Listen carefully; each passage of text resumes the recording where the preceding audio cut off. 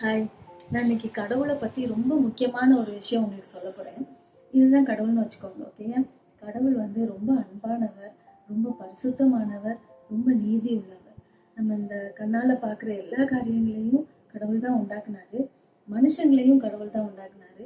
எதுக்காக மனுஷங்களை மட்டும் இவ்வளோ ஸ்பெஷலாக உண்டாக்குனாரு அப்படின்னா, அவரோடு கூட ஒரு நல்ல உறவில் இருக்கணும் அப்படிங்கிறதுக்காக இவ்வளோ ஸ்பெஷலாக உண்டாக்குனாரு.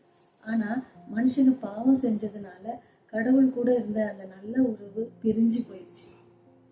பாவம் அப்படின்னா நான் என்ன மீன் பண்ணுறேன் அப்படின்னா, நம்ம மனசில் யோசிக்கிற தீய எண்ணங்கள், அப்புறம் கைகளால் செய்கிற காரியங்கள், தப்பான காரியங்கள், அப்புறம் வாயால் செய்கிற நம்ம கெட்ட வார்த்தை பேசுகிறோம், இந்த மாதிரியான காரியங்கள் எல்லாமே பாவம் தான்.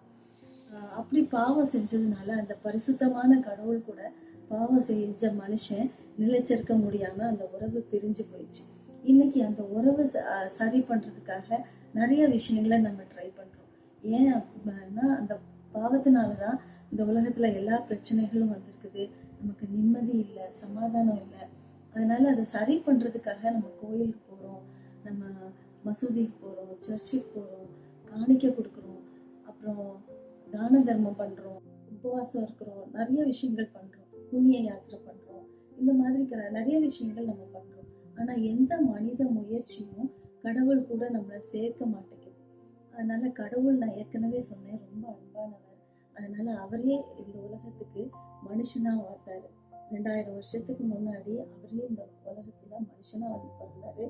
அப்போ அவருக்கு இயேசு அப்படின்னு பேர் வச்சாங்க. இயேசு சுவாமி ரொம்ப நல்ல காரியங்கள் பண்ணாரு, நிறைய அற்புதங்கள் செஞ்சாரு, நிறைய நல்ல போதனைகள் கொடுத்தாரு. ஆனா அவர் செஞ்ச மிகப்பெரிய காரியம் என்னன்னா, 33 வயசு அவருக்கு ஆகும்போது அவரே தன்னை சிலுவையில பலியாக ஒப்பு கொடுத்தாரு. அவரை சிலுவையில அரைஞ்சு கொண்டாங்க. அவருடைய ரத்தம் நமக்காக சிந்தப்பட்டது, நம்முடைய பாவத்துக்கு பரிகாரமாக அவருடைய ரத்தம் சிந்தப்பட்டது.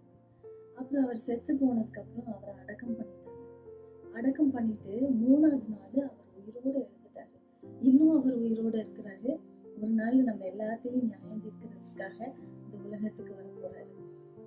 இந்த இயேசு என்னுடைய பாவத்துக்காக தான் சிலுவையில மறிச்சாரு அப்படின்னு நான் நம்பும்போது, அவர் என்னுடைய பாவத்தை அவருடைய ரத்தத்தினால கழுவி சுத்தம் பண்றாரு, எனக்கு மன்னிப்பு கொடுக்குறாரு, விட முடியாத பாவத்திலிருந்து எனக்கு விடுதலை கொடுக்குறாரு. இந்த அனுபவம் எனக்கு கிடைச்சது.